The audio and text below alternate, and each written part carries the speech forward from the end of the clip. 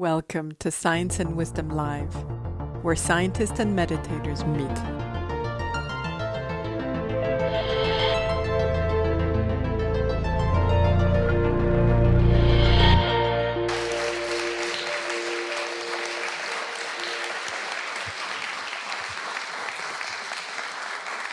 Welcome, everyone. My name is Drolma, and I'm part of the team here at Jamyang, so I'm the executive director. Marina, welcome, and thank you so much for coming here tonight. And I'd like to maybe that we start, this is a little bit unusual for us at least, but Marina has been here in London for over a month and 3 months.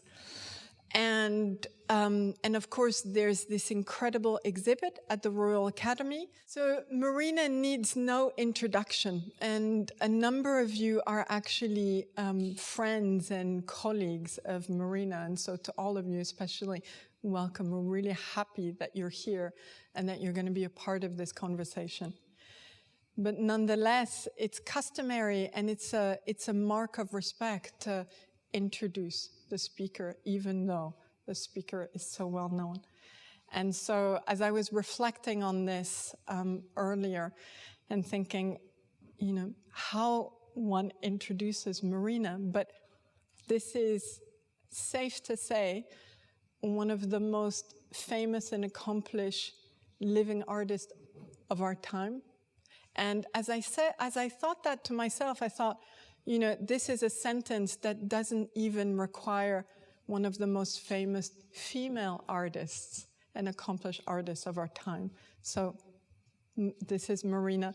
And those of you who may not know, but I think many of you also have heard, the exhibit that's happening at the Royal Academy, it's the first time a female artist has a solo exhibit at the Royal Academy. And the Royal Academy is an institution that's 255 years old. And so for all you women out there, I just want to let that land and thank you for that and congratulate you for that. And also just rejoice because of the impact that this is going to have for all the female artists of this generation and future generations. The last thing I would like to say about introducing Marina is in one of your interviews, I read this statements that you made where you say, I only do something if I'm afraid of it. I love that. And I thought, you know, those of us who, you know, if you've seen the exhibit, if you're familiar with Marina's work, that really lands. And I think it's an incredible testament of the fearless courage that you have. Thank you. So tell us a little bit about your encounters with the lamas, with the tradition, how that came about, and... I mean, they're funny stories. Okay. That sounds good. Let's start. Wow. First of all, it's so wonderful to talk to really intimate crowd and in this incredible great energy space. You don't feel I'm in London at all right now. All right. So I live for 1 year in the west of Lake of Disappointment in Central Australia with the 2 Aborigine tribes who really changed my life because these people are, you know, I always believe, I mean, this is strange what I'm going to say, but they are, if they're full blood, they're developed human beings. They know everything about the extra sense of perception. They know everything about the telepathy. They know everything about things that our rational mind can't explain. And they are just born like that. And then after that experience, all what I want to go is to go to India and go to Pomaya. To go to the Bodhgaya, because Bodhgaya is the place where the Buddha got enlightened. And when I went there, and I really realized one thing, that actually the Aborigines are born like that, and Tibetans have all techniques to become like that, to become enlightened. There is a technique. And that was so interesting how to, to learn everything. And that time in Bodhgaya was an incredible time. There was the time when His Holiness was coming to give teachings, but before His Holiness, this was a Ling Rinpoche, who was a teacher of his first teacher of His Holiness, who was there. And just much later, maybe 2 years later, he actually passed away. But I had this incredible chance to actually meet Ling Rinpoche. And I never knew anything about Buddhism. I never knew anything about meditation. All what I done was my, the work as an artist, which I put myself in very difficult physical, mental positions. And through that physical, mental positions, I started having experiences who I absolutely could not explain what they are and how they come from. So the first thing was Ling Rinpoche. So Ling Rinpoche had explained to me, I'm like a kid, like a child in this area. So they tell me I have to go and get the kata, I have to go to the temple, I have to give the kata, he was going to bless the kata, give back to me, and then I sit in the back of the temple and see the other people doing the same. So there is this Ling Rinpoche sitting there, and there's this incredible smile on his face, and it's just a kind of amazing radiance of really great vibration and energy. So I go to him, incredibly timid. He gave me I gave him the kata, he gave back, and what he do, he just kind of literally tucked my head like this, just tuck with his finger. And that was all. And I went back to sit in the temple. And I think maybe 6, 7, 8, 10 minutes later, I start uncontrollably crying. I'm crying, and I absolutely don't understand why I'm crying so much. But this was incredible. This was experience of heart opening that was so painful. It was just like, and I cried so much, so loud that I disturbed everybody. So I have to get out of the temple, and I continue crying. I cried, really for a few hours, and that was the ending of the story. And then I really tried to ask myself, but why I'm crying? What is really moves me? And then I came to the kind of solution that actually what really moves me is some kind of mixture of the wisdom and innocence of the child. There was something, he was like a child, like a baby, but at the same time he was 80, 90 years old, baby. And that was something that kind of came pure love. That's all what I could understand at that time. Then he left, then, then came Lama Yeshe, then came Lama Zopa, then came His Holiness, done lots of teachings. I was in Bodhgaya 3 months, and I went through all these teachings. Lama Zopa was so intellectual, I didn't understand anything. It was complicated. Lama Yeshe always put lots of humor into his teachings, so kind of could, have more contact. So, and then I started really being interested more and more, what actually Tibetan Buddhism is. And then I decided to go to the good Vipassana meditation, 21 day, and I continue to go there. And then I want to go to the Tushita Monastery in Dharamsala. So in that time in my life, it was a very important moment. I had this project with the partner I was working to walk the Great Wall of China. And each of us was supposed to walk from the two opposite ends, one from the Yellow Sea, me, water, female element, and he from the desert, the fire and male element. And we're supposed to actually walk 2,500 kilometers each on foot, come together. And at that time, we're supposed to marry. When finally China say yes, we was not together anymore. And as I never want to give up any of my ideas, or either we decide we will walk anyway, but instead of being together, we're going to say goodbye to each other. So that year, I didn't want to just be in Europe. I decided I'm going to do something which is really important. I'm going to Tushita Monastery, and I'm going to go do the proper Green Tara meditation, which is 3 months, repeating 1,100,001 time the mantra. And then I arrived in Dharamsala, and I was so eager and so kind of, full of energy. I'm going to do that. I arrived around 3 o'clock, and everybody said to me, just stay in the hotel or guest house, because, in India, the light goes very fast. 6 o'clock is dark. So don't go to Tushita. I know it's simple road, it's nothing to, I can lose. And it's very short from Mars. It says, still, it's lots of monkeys, don't do it. And I don't listen to anybody, and I say, I'm going to go and do this. So I start walking, and dark start coming, and monkeys bothering me. And then in one point, it's getting dark, and I lost road, and I have no idea where I am. And it's getting more and more dark, and now I'm really panicking. And then very far away, I see the light. And I arriving to that light, it's a small house, an old monk is washing dishes in the front. He doesn't speak no language, I don't speak, Tibetan. And I said, Tushita Manasiri. He just have a smile in his face, and he said, come in. I said, Tushita, come in. So I go inside the house, and he's carrying a little, cup of tea for me. And I go into living room, and I come to living room, and there is sitting Ling Rinpoche, completely dressed up, balsamate. And this is his house. So I lost road to get his house. I was like, wow. I literally, prostrate, went really again into crying fit. The monk left me immediately. He went to do something, whatever. And I think, I don't know even how I stay. I stay maybe an hour, I don't remember, 1 hour, 2 hours. I didn't time anymore matter. It didn't matter that I was going to Tushita. It didn't matter any of this. And then, he came back, and he smiled, and he took my hand, and Tushita Manas was around the corner. His house was just next to it, which I didn't know. So it was such an important lesson to me. You lose road to find the road.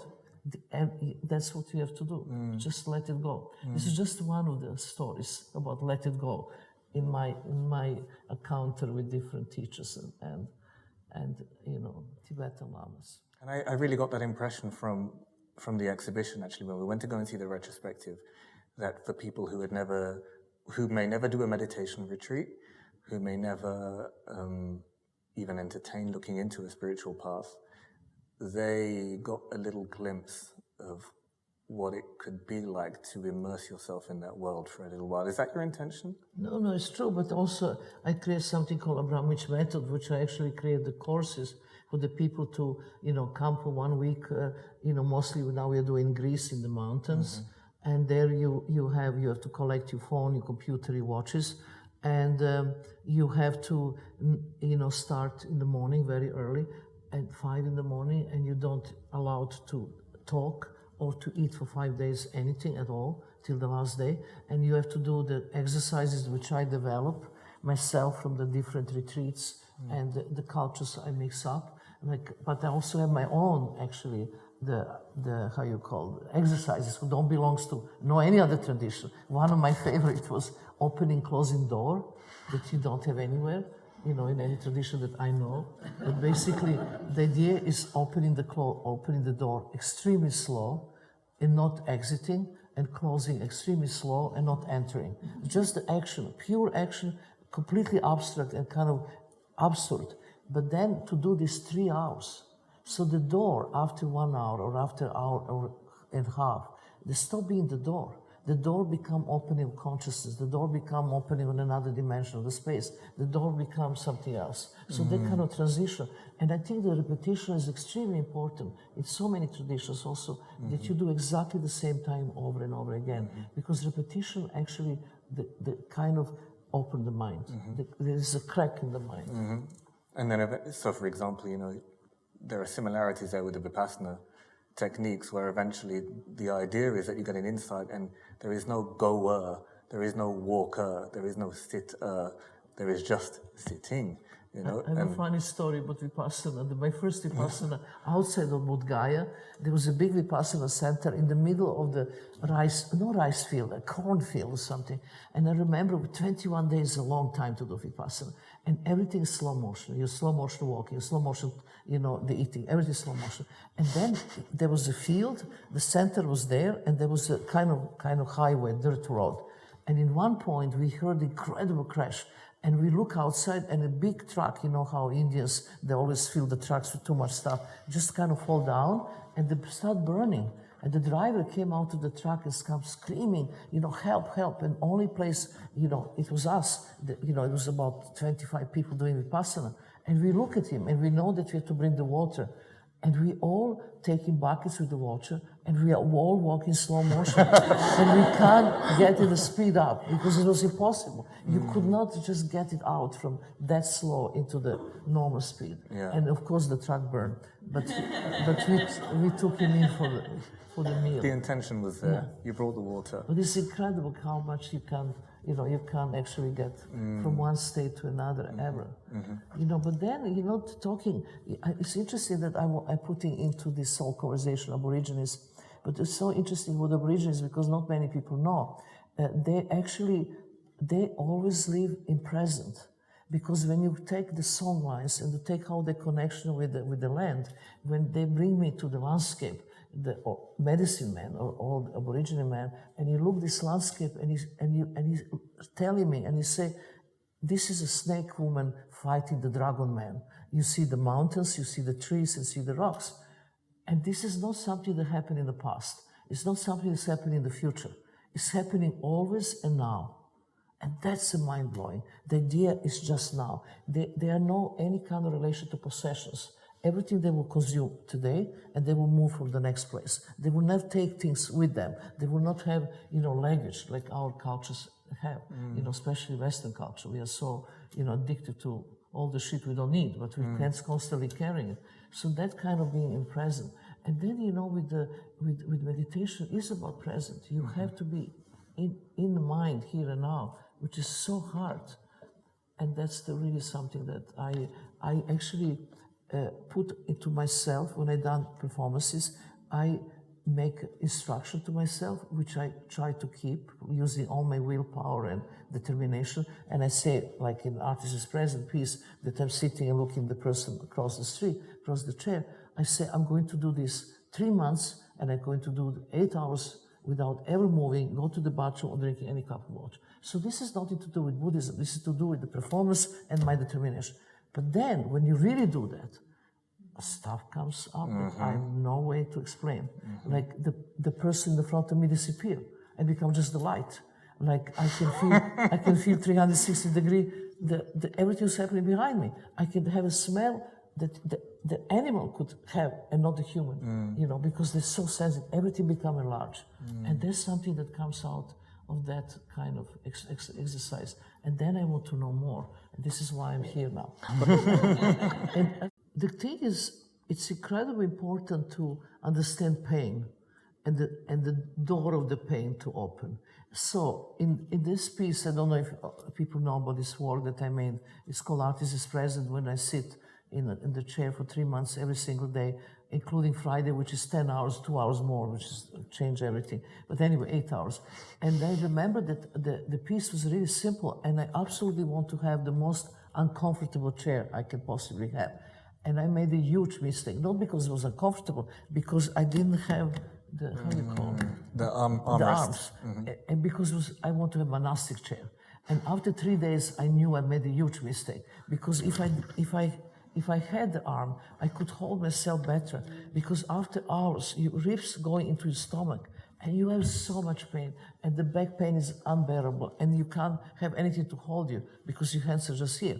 But I was too proud to change it, and then it didn't change. So I have to deal with that pain. So now, this is what happened, which is so interesting that we like to share with you. So the pain rate, I mean, if you sit 2 or 3 hours, you understand what pain it is. You have the pain in your legs, the shoulders, the neck, and the pain goes up and up, and the body want to move. But I come from communism. I don't move. I just don't. Whatever happened, I'm not going to move. So I say to myself, I don't move. And then the pain is going higher and higher. And then I say to myself, oh my God, if I don't move, I will lose consciousness. I'm going to faint. This is the point which gets very interesting. When you come to the point that far, that you really say, okay, I'm going to faint. And then I say to yourself, so what? Faint. That is the moment pain disappears. Like never been there. They're gone. And it's incredible to experience this, because you only can do through experience. And when you really know there is no pain, you know that you can get there every time when you push yourself 150%, and then something different happens. When the pain disappears, then there's something happen with mind. Because when you have the person in the front of you, he is full of thinking. His mind is like curtains of thinking. I am full of thinking because my mind is curtains of thinking. Plus I have the pain, which is even more. So it's like a mess. But then when you don't have the pain, you start having this position that actually you start having less and less thinking. So it's like, one thought is coming, it's always like this. But then one goes and another comes, and there is more and more gaps and more and more gaps and more and more gaps. And there's one point you enter into non-thinking state. Absolutely nothing. It's the first time that you see the person. You see absolutely how this person is. But then what happened? That person feels. Because this kind of performance is highly emotional. Here, there's something vibrational that they can see that I see him, then he starts seeing me too. And that is incredible connection. And then heart open, and then it's painful, and then just it's like again tears comes because in the situation with the sitting, which was really complicated, it was a large auditorium, so the people wait for hours to come to sit with me. But then finally, when they come to sit with me, they are observed by other people watching, they are photographed, they are filmed, and they are observed by me. So there is nowhere to go except in themselves. And then this opened. And that opening is something special. But what was the intention behind the piece? Because you presumably weren't going into it thinking, people are going to turn into light and disappear. And no, I didn't know any of this. No, this is all side effects. No, it's just the idea was really how to do something very simple to lift human spirit. Simple. That was the whole idea. And with nothing in between. Because when you're a young artist, you're so insecure. You need lots of shit. You need the projections, you need this, you need sculptures, you need material, you need covers.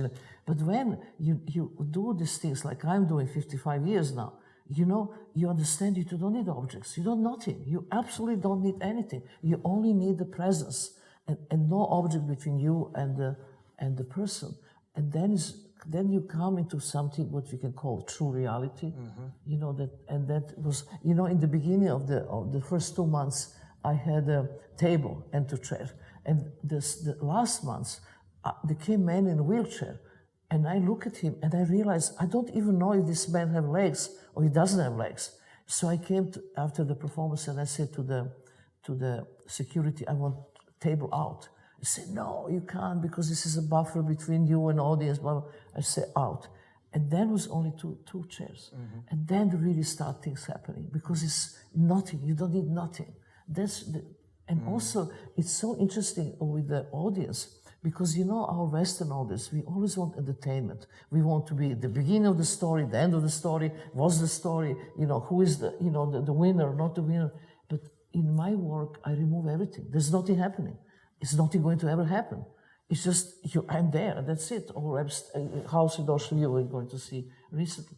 I'm sitting or take a glass of water or look at you, but nothing ever happened and nothing going to ever happen. So you take expectation out. And when you take expectation out, it's so important because it becomes such a kind of naked reality. House with Ocean View, first of all, why it's called House with Ocean View? There is no ocean and there's no house. But I feel that the people mind is ocean. So this is our ocean. That's why it's called House with Ocean View. So basically there's 3 structures, very simple, that you can, now the new people, the person going to reperform this piece start 18th of November till 2nd of December, you can go and see her. But it's really a good thing to go to see. So the 3 open structures with the ladders made out of knives, so you can never go down. She lived there for 12 days. The condition for living for 12 days is really important, is that you never leave the structure, you never talk to anybody, you don't eat for 12 days, except the water who come from this little tub up there, only the water. What you can do, you can go to the bathroom, you only pee because you don't eat, you take a shower 2 or 3 times a day, publicly, you have metronome who you can rewind and just kind of feel the time very slow, and you can sit on the chair, and you can lie on this bed and sleep in the night. You never leave the structure 12 days. It's not easy piece. It's very hard piece. And, especially when you get 5, 6, 7, 8 days, very, very difficult. I made this in 2000, when I don't know, 14, I don't remember anymore. I made some time ago, and now we have 3 different performance people who are reperforming this piece, which is so important for me, because I really want to see how this piece can live through the experience of other people. And can you go next one? So that's a sleeping one. I just want to show you the next. This is important part. So every single day, because of using the kind of the color, combination of Sanskrit color combination and the relation to the days and numerology and also the planets, I changed the color. So this will be Tuesday. Tuesday is red. Monday is blue, is the moon, is dark blue. Wednesday is Jupiter and teacher is yellow. The Friday is it's Venus and is white. Gold is it's Sunday. So that actually the energy of the day and planet also can give us some kind of support. So let's say red. So here I think I have some kind of difficult day, so I turn upside down furniture. Just happened. Also, I can sing, but unpredictable. This is optional. But what is really important here, how I can stay sane and also in the present is always to stand very high to the edge, that I can fall on the ladder. That's how you keep your mind in focus. Because otherwise you can also choose very easy way and just lie on the bed and do nothing. But I always, with the public, choose to stand in the front and be very, very close to the edge, because then I have always to be here and now. And then the public will come, and they look, now you came the last day of the 12 days and you saw what kind of emotions, what kind of incredible energy was in the space. And nothing ever happened. Again, nothing is happening there and nothing is going to happen. Can I ask? Yeah. You said when we went to go and see this piece, beforehand, you used a word very specifically. You said, she's purifying, meaning Elka, the performer. Yeah. Elka? Elka, exactly. She's purifying. Artist. She was the first one performing. And when people walk into the room, they purify with her, which is very Buddhist terminology. What do you mean by that word? So, can I tell you how this idea came? This is, you're really a crazy story now. So the Nehru was the president of India, and Nehru was going to, with the 7 or 8 planes, going to Pakistan. And there was his private pilot was in his plane driving, and they was going to Pakistan. And just before get to Pakistan border, the Nehru, the pilot saw a vision of the huge hand pushing his plane back. And he just turned without any explanation and went back to Delhi. And all other planes been shot. And actually, he saved Nehru's life. This is a historical fact. After that, he stopped being pilot, and he took the untouchable clothes and become the wandering monk. And they call him Pilot Baba, because he was pilot before. So that Pilot Baba, I was looking into his life for a long time, and he can be buried in the earth for a long period of time, or can be under the water for 3 days without breathing. This kind of stuff. So I was fascinated. I was a young artist at that time, and I said, oh my God, I have to get to Pilot Baba. I have to take Pilot Baba into the Western culture, and I will make a tank, that he can live in this under the water for 3 days, and I will invite 100 people, the most important people in our cultures, the most important astronomer, philosopher, scientist, writer, filmmaker, whoever, the people who really contribute to our society. And I would rent the warehouse, and I put this tank with Pilot Baba inside. And I will have these people, and we will not be allowed to take any photograph, no any kind of documentation. Only these people to see that, and then they go to their own lives, and they can't actually rationally explain what they see, and that should influence their own way of thinking. So this was a really crazy idea. Okay, so I was following the Pilot Baba, and I tried everything to get him, and he absolutely didn't want to go, and he doesn't give a shit about our culture, because he said, I'm not doing for to impress the Western culture, I'm doing for different reasons. So it was a no and no. So now, what I can do? then I said, the only thing I can do is to really maybe try to do myself something. So the house with Ocean View idea was, okay, what if I am 12 days with no food of any kind, just pure water, sitting on this structure? Can I purify myself? Can I purify molecules of the air around me? And that air I'm breathing can actually purify the public who come and watching it. So this was really idea. That's the background. So I done this in New York, and it changed everything. I mean, I have the people, thousands are coming, the people who go in the morning to go to the office just to see me, then come back from the office, come back just to breathe the air. They would think they're sitting there for 15 minutes. They would stay there for 3 or 4 hours. They didn't even know. It was incredible, and that actually piece brought me to the Guggenheim, then to the MoMA, changed my entire life. This particular piece, and that was the whole idea. The energy was electric when you went into the room. You could feel it. It was palpable. So how was for you? Now I can have tea and you talk. Okay. Well,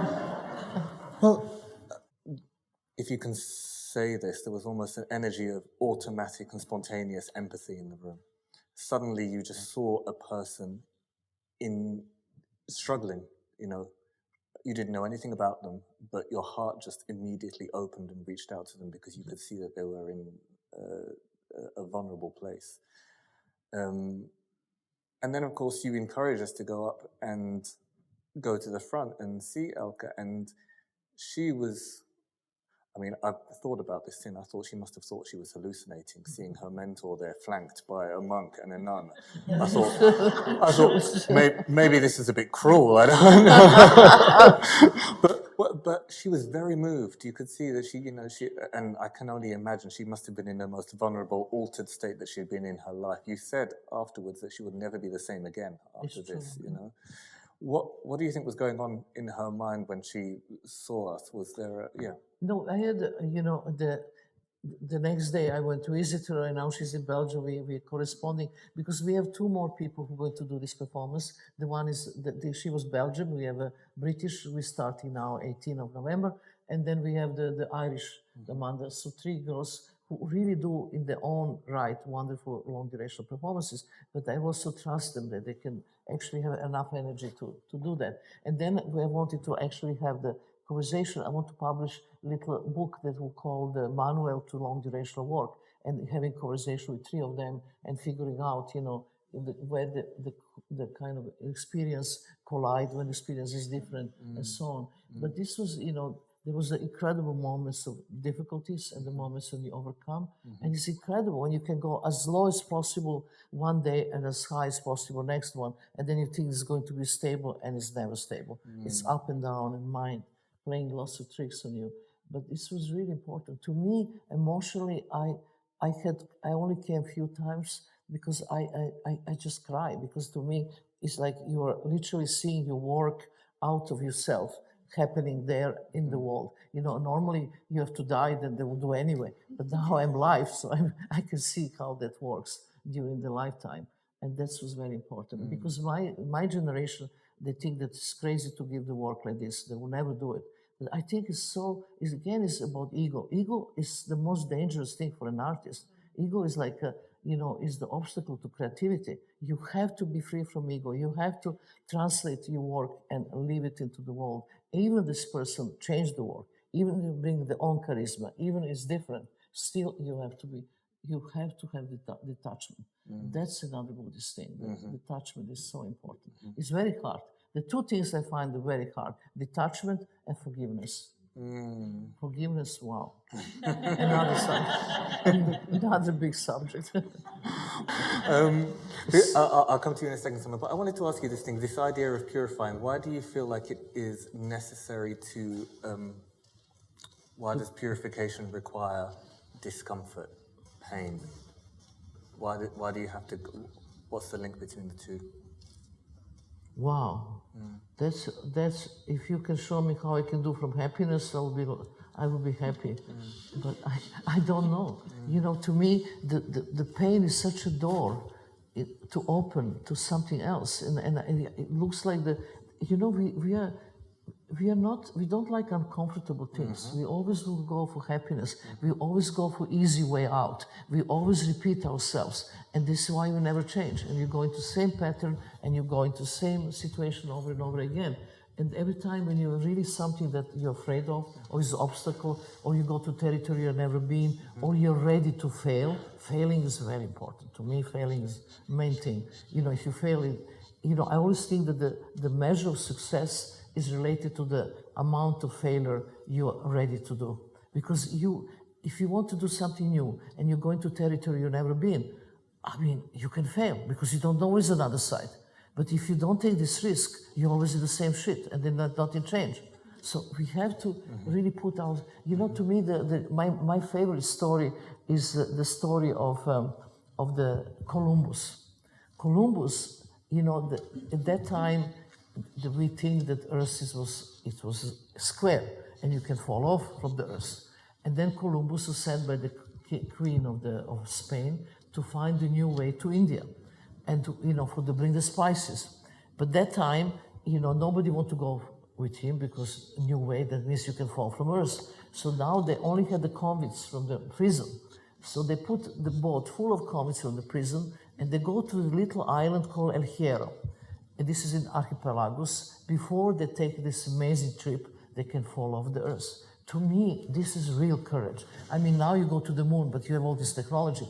But that time, these guys, I always imagine this last dinner that you are having in that little El Hierro, and you take the next time the boat to fall off the Earth. And whoops, he find America. So that's the whole thing. We have to find our own America over and over again. We have to risk and we have to fall off the Earth to have even that possibility. You know, the way I kind of think about it, you know, from a Buddhist perspective, the happiness that we tend to crave, which we kind of are habituated to crave, is contaminated, meaning it's never enough. It's one thing and then you kind of get sick of it and then it's the next thing and then it's the next thing and it's the next thing. And it's the happiness is not permanent. Yeah. And then you're immediately unhappy. And then you're attached to happiness and then it doesn't work. But if you look in history of art, all the great art was made not because of happiness, it was made for the great suffering, because happiness is the state that you want to stay in and never can. And ironically, if the grasping or the craving for that state to remain is let go of, then the happiness endures longer sometimes. Or you reach something which is even more profound than what we call superficially happiness. Any other questions? Anybody? Yes, please.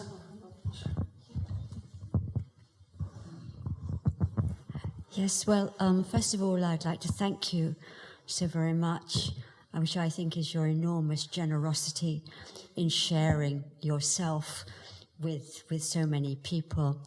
And I'm interested in, the question I want to ask is that for so much of your art, you have kind of challenged death, you know, especially when you had, you know, the table with all those instruments and guns and knives, and you kind of really put yourself out there. Little bullets too. And other nice things too. A little one. Just one. Yes, but you were quite hurt sometimes, I think. But then just recently, you've said that you almost died physically in real time.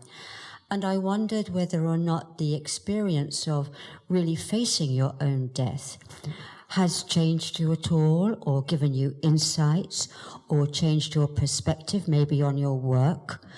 Or, yes, I just wanted to know, I mean, have you decided to have more fun, for example? You know, it's really, really important question. It's, you know, it's totally different when you're really pushing your physical, mental limits and you know where you are kind of, how far you can go. And it's something that you can control. This what happened to me, it was out of control. I could not control. I have the stream of the clocks going to my heart, and it's called saddle embolism. That actually everybody died from this. I'm total miracle that I didn't. But this was so incredible, the heart encounter, that actually I could just gone, and the life and death is so close to each other. And you know that we have this whole idea of maybe we're living forever, and it's going like in 2 seconds you're gone. So this is very much changed me right now. I never understood it how much, actually. First of all, I feel that the entire new life is given to me. I felt that something, some kind of high forces say, this is not my time to go. And I have so much to do still, because I really have so much to do. And I feel like there's all new period. And that new period, I want to really take carefully. I only want to do things that matters. And I really want to do things that make me happy. And now I'm singing, doing the shower, which I never done. I am always in good mood in the morning. And it's like, wow, I mean, honestly, something is different. I'm kind of good. And also, I have lots of pain in my legs still because it came, you know, I had operation. But I don't care.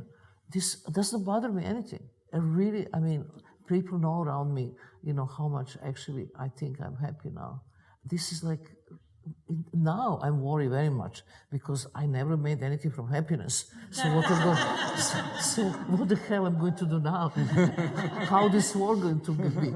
Happy work. I'm going to do some happy work. I'm always, you know, I'm very known for the telling dirty jokes, politically not correct, and, you know, I'm hilarious in real life. I mean, very serious as an artist, but total fun in real life. So I think I'm going to real life go more into art and make lots of fun. Oh. Thank you. This is wonderful. Thank you. You were saying how difficult forgiveness is. Forgiveness.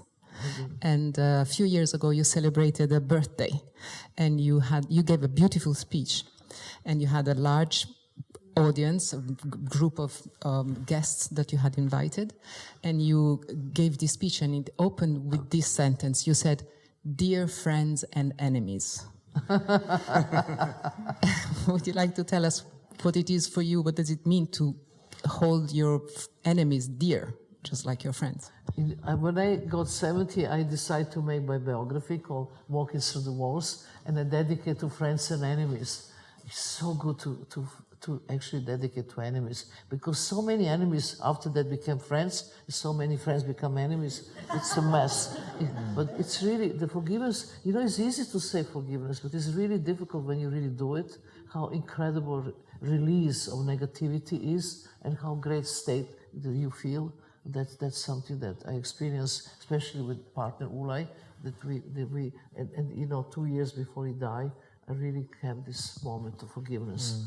And that was incredibly important that I experienced. But, you know, it's just, you know, His Holiness, I mean, the statement of His Holiness, that is the most important statement that I think that right now we need to remember. When he said, the only way to stop killing is to learn to forgive. And that's essential. And our planet and our humanity still didn't learn this lesson. And we look like still not learning it.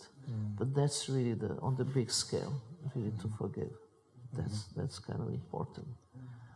But then, do you want another funny story that I tell you?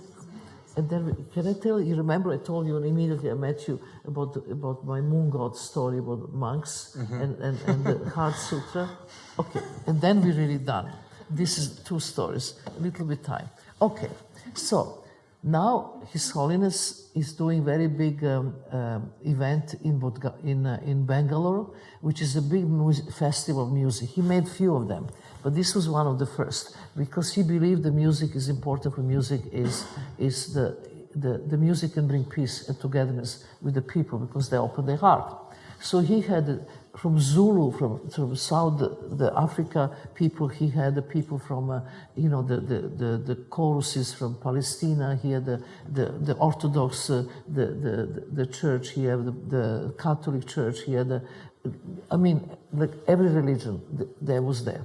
And then he wanted to do something that was special, to invite 120 monks and nuns also, which never, actually monks and nuns are not usually together, to invite them to the Moon God Monastery, and from all different Buddhist traditions, you know, the Himayana, the Hinayana, you know, all of this, also the Bon tradition too, like everybody. And they all, each of them present one tradition, and we all get to this monastery, and I'm supposed to choreograph them. To what mean choreography mean? Because monks, you know, they have to be kind of organized, because, you know, they're singing all day long. But this was only 1 minute and 20 seconds a time that they have to go to the stage and sit in the certain position, and then another 1 minute and 20 seconds to leave, to make another group to come in and out. So it's really kind of thing that you do in a big music halls. So I was invited to organize this whole thing. So I'm thinking what to do, and I think the best, all monks sing Heart Sutra, because every monastery have Heart Sutra. This is kind of unified all the different traditions. So I arrive in monastery with Dorban Tulku. That it was wonderful. You know, we arrive and they give me guest room and everything to organize. So I come in the morning and there's 10,000 monks. It's enormous. And I have huge hall. So I asked them to create actually for me the benches who are going in the way of pyramid. So you have the one bench low, then higher, so that we create this incredible pyramid of 120 monks to sit. I spent there 1 month learning them to sit in 1 minute and 20 seconds in line, because they always forget, they always mix up this one, that one. We have so much fun, and it's never right. And we got perfect, 1 minute and 20 seconds, they're all in one pyramid, and they leave in 1 minute and 20 seconds. Everything works. So I'm with Dorban Tulku, going to Bangalore to organize light now, because this is going to happen in 3 days. So we are going to the car in the Mungod, and the Abbot of monastery come and say, we're so happy what you're doing for us, it's wonderful, but we have one problem. And I say, what's the problem? He said, you know what? In Tibetan Buddhism, nobody could be on the top. We can't do the pyramid. And I said, what? But I'm 1 month there. You spend money building it. I said, why you didn't tell me in the first day? Oh, we don't like to, you're our guest. We could not offend you. 1 month I'm working on that we could not do it. So I am devastated. I cry in the car. So Dorban Tulku is laughing his head off. He's so far. I said, but look at what happened. He said, just let it go. It will happen, it will happen. It will happen. So I arrived in Bangalore, nothing to do. I don't need to make light, I don't need to organize anything, because nothing to do. Monks come with the buses. They arrive, the first Catholic monks sing, they come go. The Tibetan, 120, they come on the stage, they sit whatever they want, they leave, all good. And we had a big celebration. His Holiness came and said, thank you so much for your helping. And I was like, oh my God, they will never invite me ever again. So this is the end of the story. Now, we are talking 6-7 months later, I got another invitation. Now, to actually choreograph 12 Tibetan, the monks, lama, dancing and chanting for the incredible, for Berlin, for the House of Wald, also a big festival with different groups. So this is even more complicated, because they have to learn changing the clothes, they have to learn to stand on the light, they have to do all in let's say 55 minutes, something they do normally 10 days, in their own time. Now, we go, he was there, by the way, so we go to train everybody. So we train all these monks, and they really did it wonderful. And we made, in the little village, we made the kind of the general rehearsal for the villagers, and everything worked perfection. Now, I'm super happy. So now, 10 days later, they have to arrive in Berlin. So I'm waiting on them on the airport. So our friend Dorban Tulku arrived again, and translator is always the same, I know him very well. And they arrived, these 12 monks, I never saw them in my life. I say, excuse me, who are these guys? Where is my monks? I would say the other one didn't have passport, the one with passports. They're one with passports. They never done my training, they never done anything. So this Dorban Tulku is again loving, he said, what happened will happen, let it go. And I let it go. This is Thank you.